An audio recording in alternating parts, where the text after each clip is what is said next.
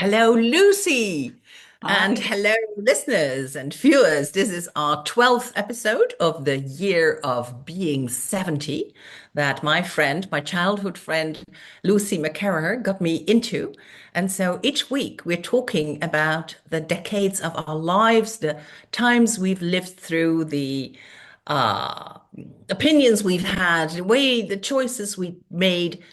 And this time we're going to tell each other three things we think the other doesn't know about us.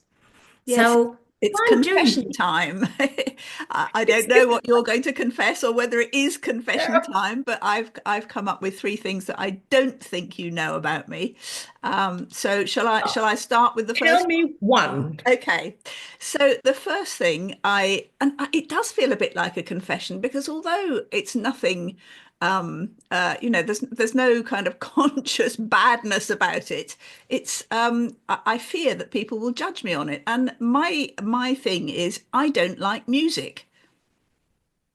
You don't like I music. don't like music mostly. It doesn't. All music, you like none of the styles, pop music, classical music, reggae, hip hop, There's nothing.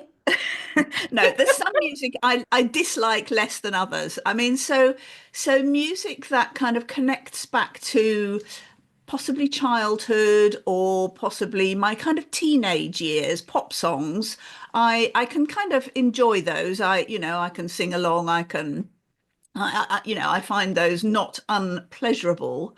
But I don't get joy out of music in the way that other people do, I've realized. And it's taken me, most of my life, probably until about 5 years ago, to realize that I actually am not really quite normal in this way. And there is a name for it. And I was very relieved when I You have a found label. You it's have a a label. thing. It's called Music Anhedonia.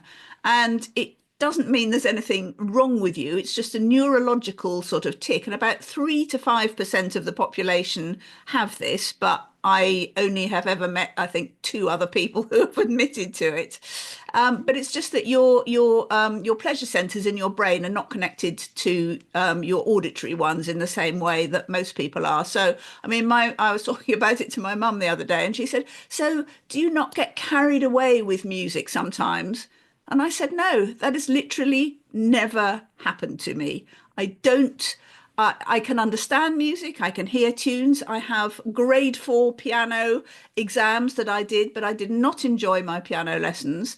And when I was young, we used to go, our school and other schools used to go to these classical concerts.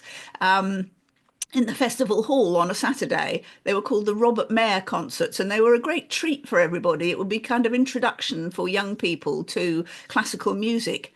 And I absolutely hated them. I just found it extraordinarily boring. You're trapped in this room with this noise going on and no, I think what I find I can't deal with in music is there's no story.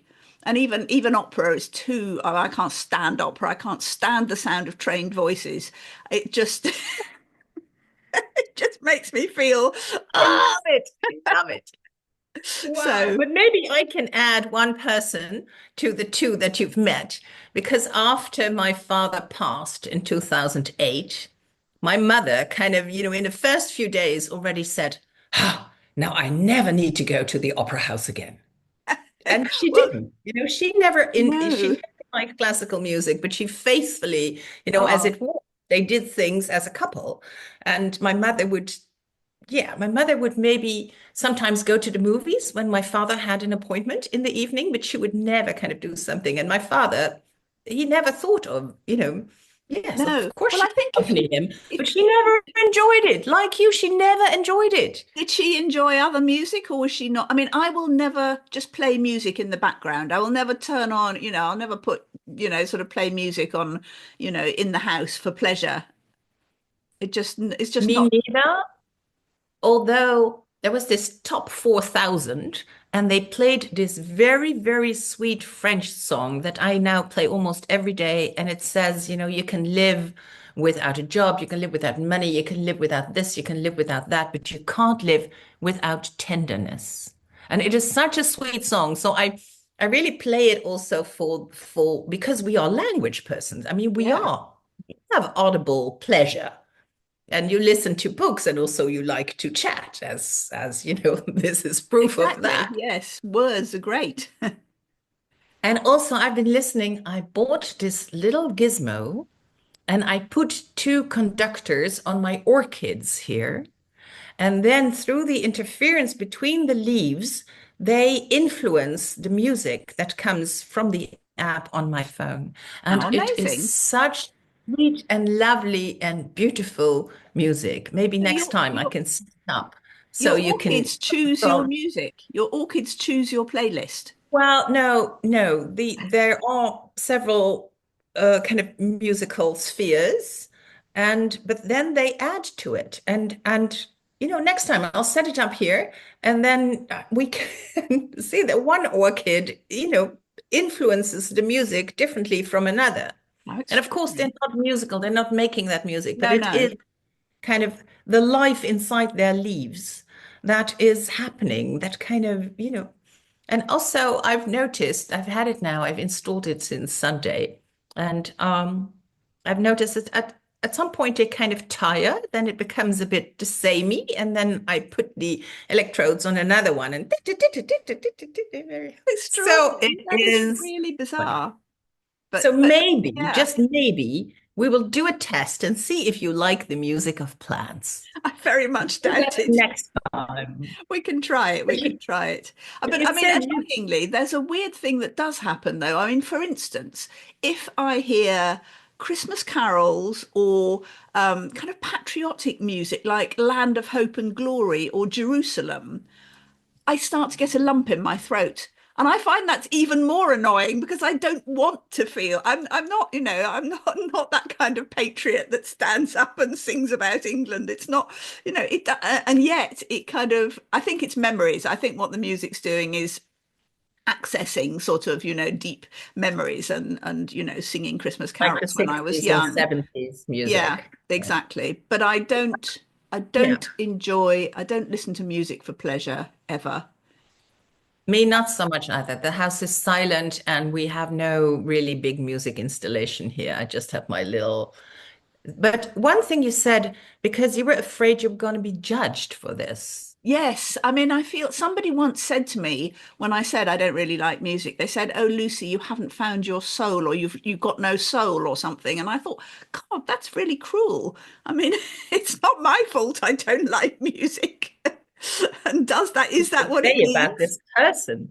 Yeah. No, it's not your fault. You have a word for it, you have a label, and I can now posthumously label my mother in there too. Oh, good, good. Yeah. Well, that's So that's your third person who has it too. excellent. Yeah. Okay, so what is your first confession, if we're going to call it that, the thing that I don't know about you? Well, I don't like soft drinks. And I have only had one glass of Coca-Cola in my life, which Wow. spans 70 years, as you know. And that was kind of because I couldn't refuse it. But it was like, ew. And Really? in Dutch, we call it fresh drinks. And they are everywhere, right? And you see people drink it in this Coke Zero and Yeah. all these chemical concoctions. And I just stay away from it. And I don't like it. I don't like the look of it. I don't like the bottles. And I'd love to tell the story about my one glass of Coca-Cola that I Go drank. ahead. Yes. Tell me. Because this is something you might not know about me either. I think it was in 83 or 84. I went to visit friends in Dubai. They worked in Dubai. They were friends from my student days. And then on the way back, I stopped. I flew from Dubai to Amman because I wanted to see Petra, you know, these rock Yeah. formations, the caves. And at the time, I mean, now there's a big trail there, but at the time that was, you know, all very, there was one hotel and so I arrived on Amman Airport by myself, and I had not arranged transportation because also 83, we had no internet, we had no phones, we had no booking.com, nothing of the sort. And so I came out of the airport in that heat and I kind of stood there and there were like 40 taxi drivers. No, no, no, no, no, no, no, no. They were all like, come to here. I mean, I was standing there going, what now? And then I caught the eye of a man who was kind of standing a little further afield and he looked amused. And so he came up to me or I came up to him, I don't know. And he kind of I like to think that he parted the taxi drivers like the Red Sea. And he said, I've come to collect a friend and I can drive you to the bus station. Just take a bus there and that'll be okay. But then first he drove us to his home. And so I was with this American friend and him at his house.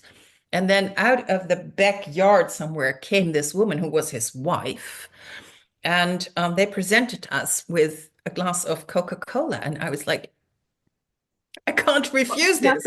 I no. must, drink this. And we got into a conversation. And at some point I said, this bus. Oh, yes, I need to drive you. And then we got into another. And I was a bit worried. But in the end, he drove me to the bus station and I got on the bus and went to Amman and kind of saw that whole site kind of by myself. There was no one there. And that was all Yeah. facilitated by a glass of Coca-Cola that you didn't My want. one glass of Coca-Cola in my whole life. And you never even tried it as a child. Well, as a child, one of the things I describe my childhood is as, my parents kind of moved up in the world. And when my 10-year younger brother was born, there was like soft drinks in the fridge. But when I was born, it wasn't. We had lemonade, Yeah. yeah, we had syrup and then water, and that was it. And we drank it through a straw. And it was precious and it was rare and it was on really hot days and your birthday kind of So you thing. like you like that. So what do you, is it the fizzy stuff you don't like? Is that the kind of, or is it Even the, the color of Coca-Cola, this brown, how could you drink that? It's so just, so is it just Coca-Cola really that you don't like, or no, do but you it's not also like? all the other ones, all the other sweet chemical concoctions. I do Yeah. not understand why people would want to put that in their bodies. No, no, that's understandable. Yeah, I can have a glass of Coke occasionally, but yeah, it's I do understand that. But yeah, you obviously have a stronger aversion to it I than have a most really people. strong aversion. So these were our aversions. Yes. So the next confession, Okay, Lucy. so my next confession is something that I love, and I tell you this because I think people may get the impression that I'm quite kind of intellectual, possibly, or high-minded, but I absolutely love popular television. I love soap operas. I love quiz shows, game shows. I really absolutely there are several soap operas. You probably won't have heard of them, but I watch EastEnders every day. Every day I watch EastEnders, which is an ongoing soap opera that probably started in the 80s, and it's sort of set it's in the East End of London, and it completely ridiculous in many ways, but it's like it's a world for me. And then I watch Neighbours, which is an Australian soap opera, and I think I watched that because I lived in Australia for 8 years in my 20s. And then later, my boys, when Neighbours became a big thing among kids and teenagers in the UK in probably the late 80s. And I kind of watched it with them. And then they grew up and stopped watching it. And I went on watching it and I still watch it. And it was And sort of mum kept on. yes. And it was cancelled by the people who made it a couple of years ago. And then Amazon Prime decided to make it. So it's back again and it's wonderful because I can watch it every day. And the other one I listened And to, when do you watch this? When do you watch this? When I do you watch do it this? in the kind of late evenings on catch up when I'm sort of tired. And I'll often watch it in the background if I'm sitting in the evening with my laptop on my knee, writing or doing some work, looking at emails. I will have, EastEnders or Neighbours on So in the background. you work all day and then you work in the evenings too. Yes, I do different sorts of work I in the did not know evening. that about you No, either. well, there you are. Yes, I think I'm probably a workaholic as well. That's my yes. And then the other one I watch, or no, I don't watch. It's a radio soap opera called The Archers, and it's that's been going since the 1950s, and it's about a fictional village in England called Ambridge, and it's a sort of, agricultural community. And I listen to I listen to the omnibus, as they call it, the entire roundup every Sunday. So that's my confession. I'm very lowbrow. Oh, yeah, I have another friend who listens to the Arches every day, Oh, has done so really? for most of his life. He got married really late in life, and one of his worries was that he wouldn't be able to listen to the Arches. Oh, But it that'd be was, I have terrible. Yes, light kind of going on and off here. Is it it's visible? fine. Don't worry. Okay. I'm not sure what's happening there, but um, It's your yeah. orchids. It's my orchids talking through the light. It might just Definitely. be. So you love soap operas and you watch them late at night when you're still working. You sit with your laptop. Often. Yes. Yes. Often, So, often. so, so how about you? What's your next confession? Well, my next confession, I would say, is that I've stopped showering every day. Ooh, that's an Ooh la interesting la. one. Is that hygienic, Lisette? Are you? Yeah, I mean, it started when we were young, when I was really young, we had one bathroom with the five of us and then the six of us when my brother was born. And we washed, at the one basin, the one washstand, all of us every morning. And then sometimes we would take a bath. We have lovely pictures of the three of us sitting in the bathtub, and then we were kind of rubbed and really gotten clean. And then when we moved house, when I was about, I don't know, 13 or so, then my two brothers and my sister and I each had like a separate walk-in shower, which was like the epitome of luxury. I remember, friends of my parents coming to see the new house, and wow, the children, that was us, the children each have their own bathroom. Oh la la, that was something. Wow. And then this whole thing of showering every day, of course, became a habit. And then now, it all has to do with houses and homes. So now, when we sold our house in the city center and moved temporarily to another house, I didn't like the shower there. It was small, it was inconvenient. It kind of flowed over whatever I did, and then the whole bathroom was wet. So then I don't know, one day I just didn't shower. And then I thought, I actually feel fine. I'm not really dirty. I sit behind my laptop a lot. I do some walking and I do some sports, trainings, but I'm not really dirty. And it's really nonsense to, use soap and scrub away the microbes that I have just learned last week. Do you know how many microbes we carry with us? I Do you have any certainly do idea? not know. Tell me. They are invisible to the eye. They're everywhere on our eyelashes, around our nose and mouth, armpits, everywhere in our gut. They are essential. They're essential.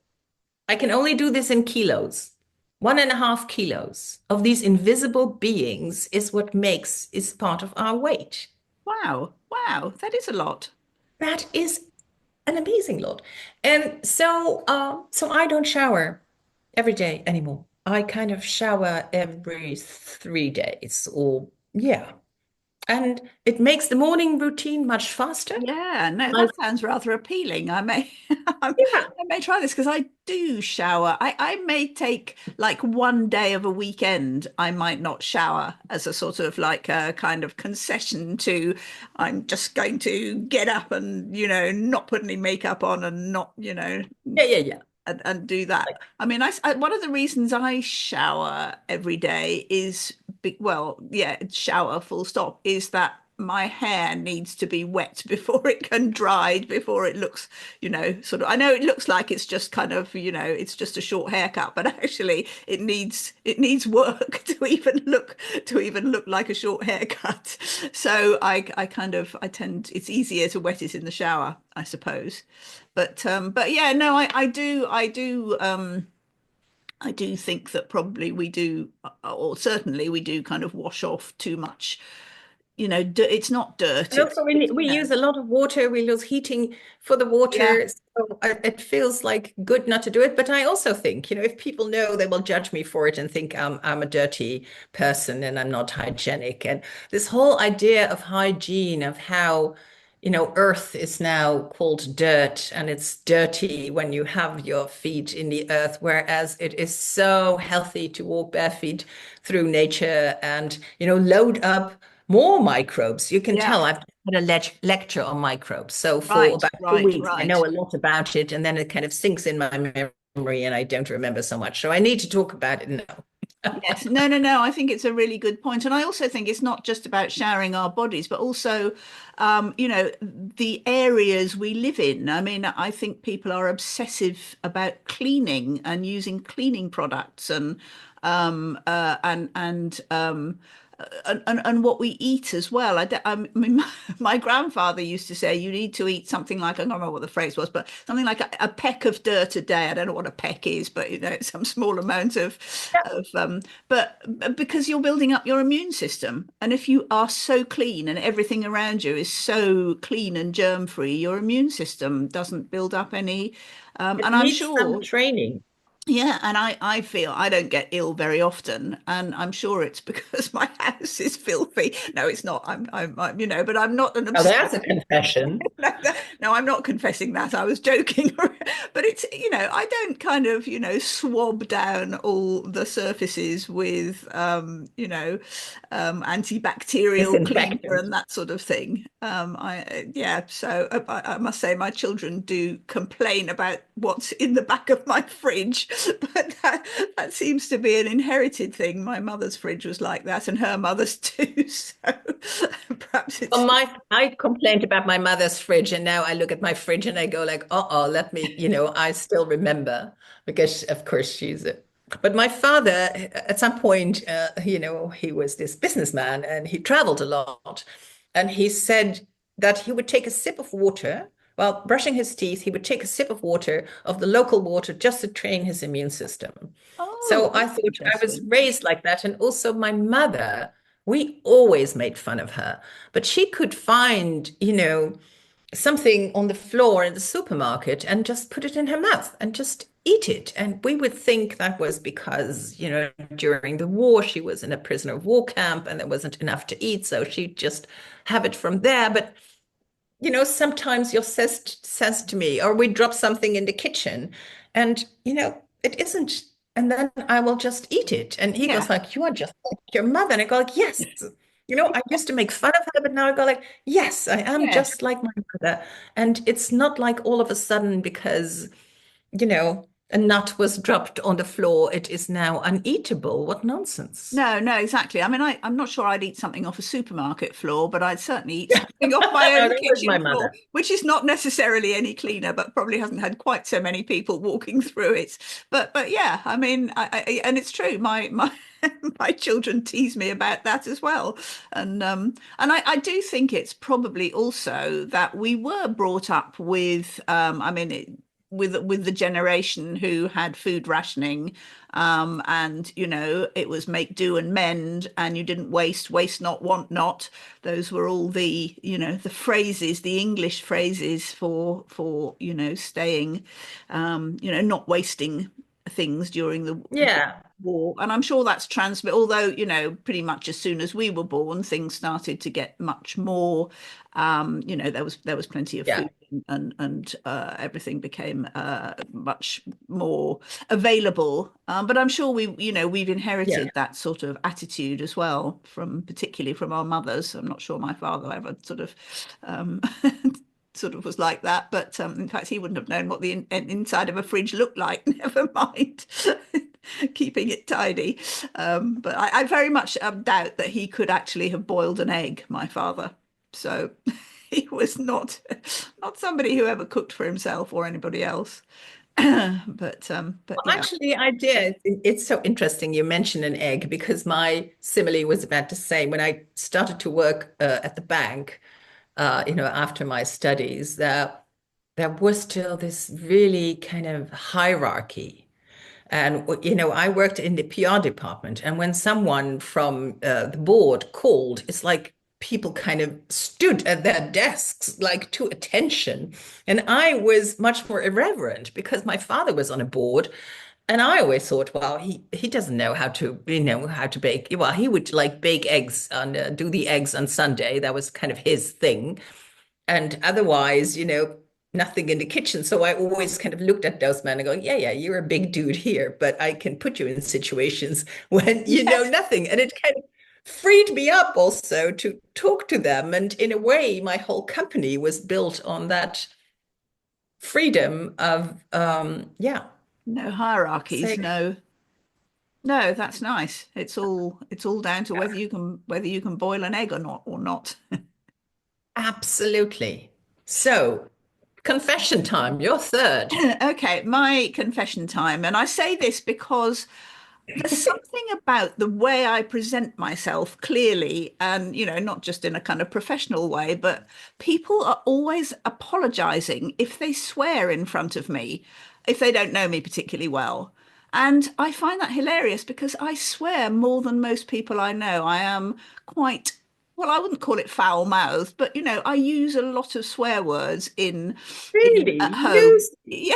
Lucy, I've So, never heard you do this. no, well, I suppose I suppose I'm kind of I have a kind of instinct for people who, well, not you particularly, but for people who don't like to hear swear words.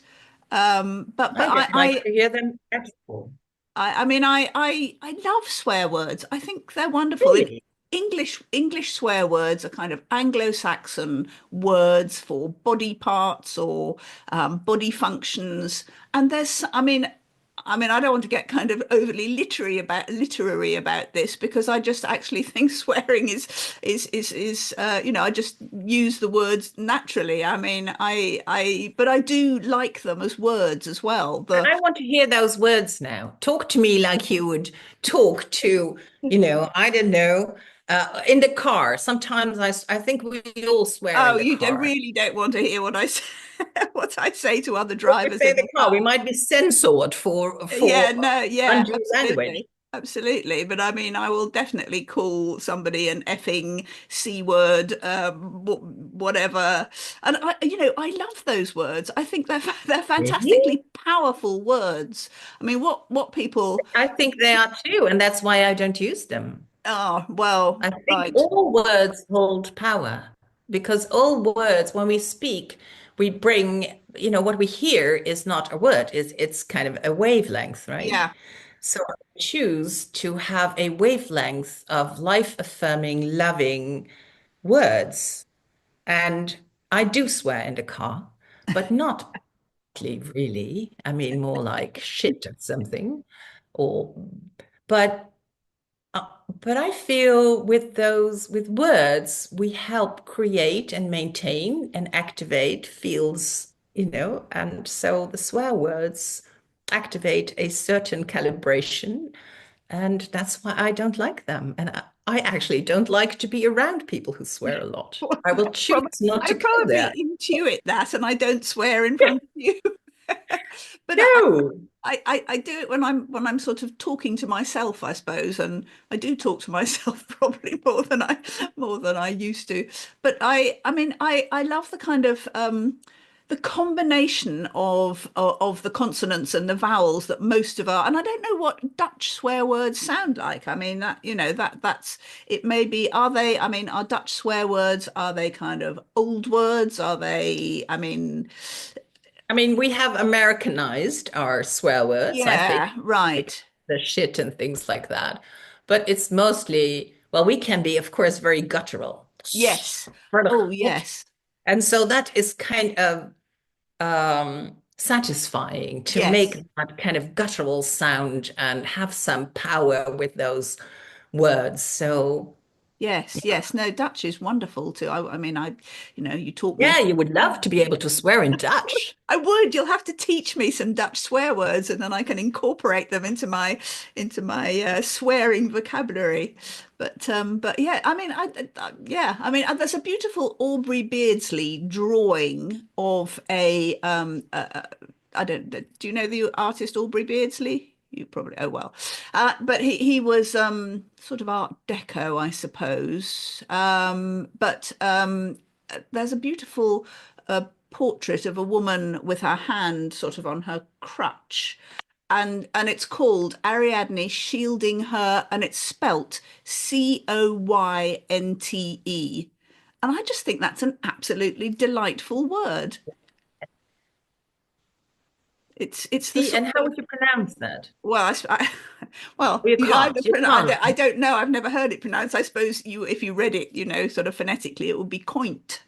And it's sort of Yeah, like yeah, yeah, yeah, the yeah. medieval version of the word. Well, I mean, I don't know what it is really, but I just think We it's use that, and I must confess to sometimes saying that when something goes wrong or I drop something or yeah, But yeah. there's also been an experiment that I think Stephen Fry did there's a documentary on YouTube about it, that actually swear words have a really important function in stress relief. And Ah, there was something about, I think there was a bucket full of ice or iced water, and people put their hands into the ice water. It was so cold, it was painful. And the people who swore while they were holding their hands in the iced water could hold them in for longer than the people who didn't. yeah. So there's a kind of Very good scientific experiment. Yeah. yes. So I think, Okay. swearing has a good scientific base. It should be done in times of stress. It's a stress reliever, and it's yeah. So that's my excuse. Well, it's not really my excuse. I mean, I don't feel I need to be excused for. I just find it weird that people do not see me as somebody. I mean, they will often say something like, "Excuse my French," which is a weird English term for, if you swore and you Very pretended you weird hadn't. English term. No. And And people, also, what I find so remarkable is people will say, and excuse my French, and then they will still do it. yes, yes, Excuse absolutely. me, and then they will still do it as if that excuse, I mean, they're not asking for it. It's an announcement rather than, a question. Yes, yes, exactly. But I mean, I suppose, for me, it's the kind of weird um uh, uh I mean, people apologize. They obviously think that I would not be someone who swears, and so they apologize for swearing in front of me, when actually little do they know. Well, they obviously don't know me well enough, that I mean, I said the other day something came up in a board meeting, and they, we were going around the table saying, "What did you think?" And I just said, "What the actual fuck?" And they all looked at me as if, what, did she say that? And I thought you knew that that seems to be a perfectly reasonable response to this ridiculous proposal. And yeah, they were surprised, I think. But in a way, it helps me make a point. But it's I obviously somehow present myself. That's what annoys me about myself, in that I'm clearly not being, there's some way in which I'm not being authentic in how I present myself. Hmm. So, Yeah. So there's this whole debate about authenticity. Like anything that comes up is my authentic self, and I need to be able to throw it out there, which I think impulse control is really a very good thing. oh yeah, And no, I don't way being disagree with that. polite and being kind and being empathetic and kind of, keeping other people's feelings or yeah, in Yeah, mind no, I is completely agree. actually I a mean, good thing. I mean, I think yes. No, I mean, my mother-in-law, Richard's mother, had a real antipathy to any swear words. And I once said fuck in front of her, and she was upset, and I regretted it. But then I have to say that she used the N word, as we call it. She referred to somebody as a nigger in front of me, and I was oh, equally upset. So, yeah, my mother used to do that.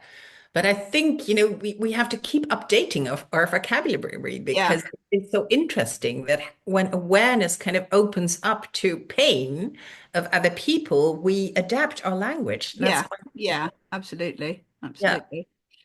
Yeah. Okay, so that was my third one. What is your third confession, Lisette? Oh, I kind of forgot what my third is. What can I say? What can I say? I I don't have know. Something you like, something you hate, something. Something you've done that you don't admit to? Hmm. Well, what comes up is that I need a lot of time by myself. Yeah. And people often think of me as a very sociable person, and I seem to be everywhere, and everybody assumes that I'm very, very busy, which in a way I am, not as busy as when we were, I think, when we were in our 30s and 40s or 50s even.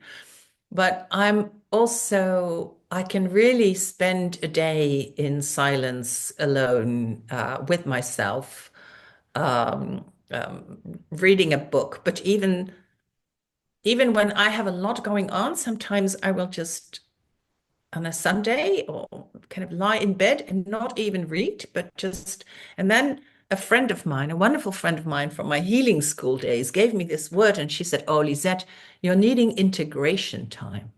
I Oh, was like, that's nice. "Thank you, Ava. Now I can call it integration time." And then it is again useful. It is not laziness, but yeah, but No, also absolutely. I mean, I think we're very similar in that sort of way. I mean, I would definitely call myself an introvert. And as an introvert, I think, introverts are supposed to they draw their energy and strength from being alone, while yeah, extroverts draw their energy and strength from being with other people. And I can only take a certain amount of, well, certainly large quantities of other people. One to one is great. That's not stressful, but lots of people I find I just get kind of overwhelmed, and I just get to the point where I think I can't be here anymore. I need to leave, or I need to be somewhere on my own. And that's so I completely and yeah, I mean, I drive to, as I think I've probably said before, I drive to see my mum in London every Sunday.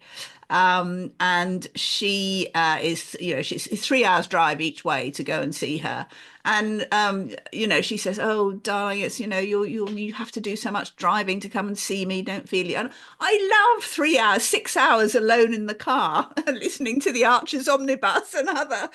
other audio books and no Well, music, that's absolutely. how you read books. Yeah, but it's But I also, yeah, love to travel by myself. I'm coming to London.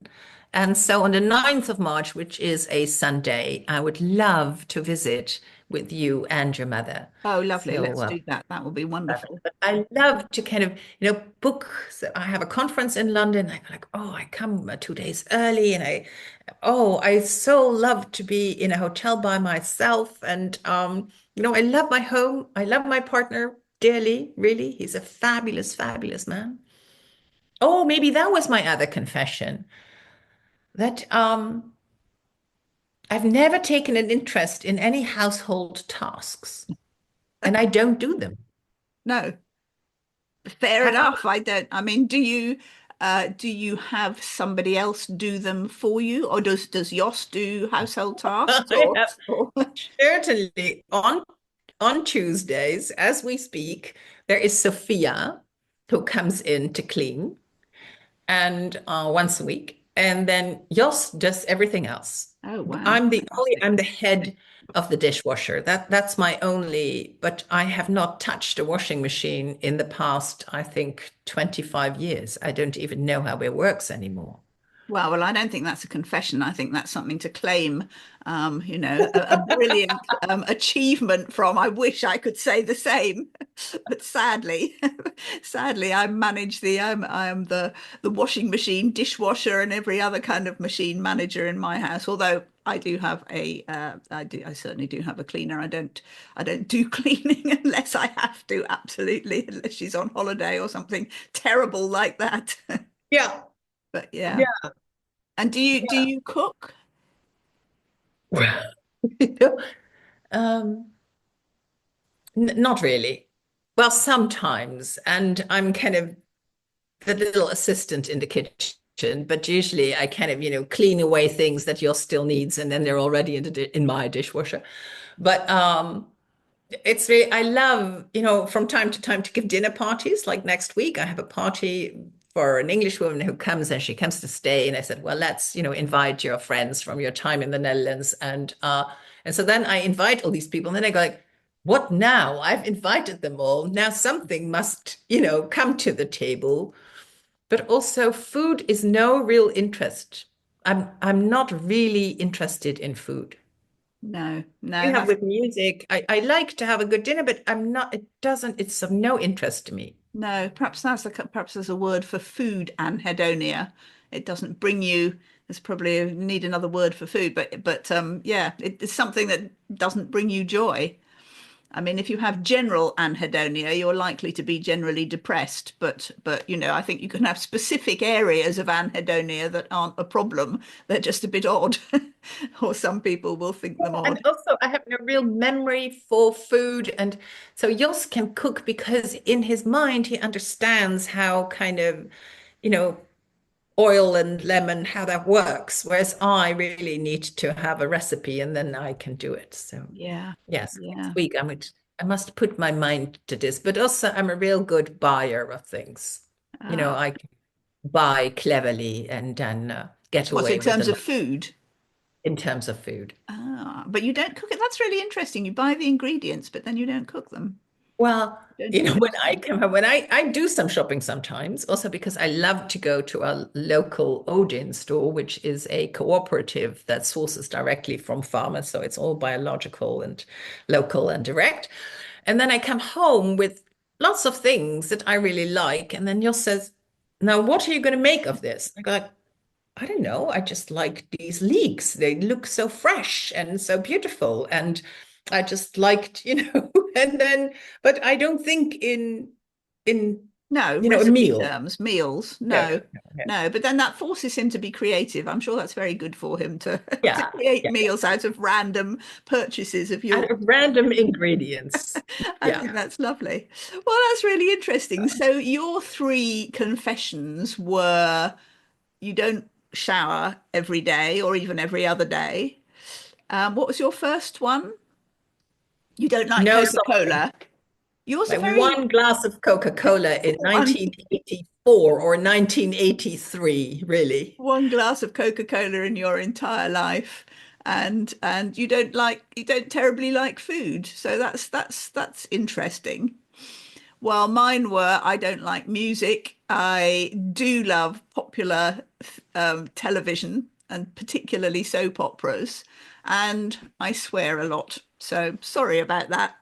Apologies if I've offended anybody today, but Well, it gets more and more interesting the more I know about you, Lucy. And it's also, the mystery of friendship where we are different and we think differently about things, and yet we have this great friendship. And it yes, is yes. lovely again to talk with you. So And see you, you and we'll talk again next week. next week. Bye. Bye.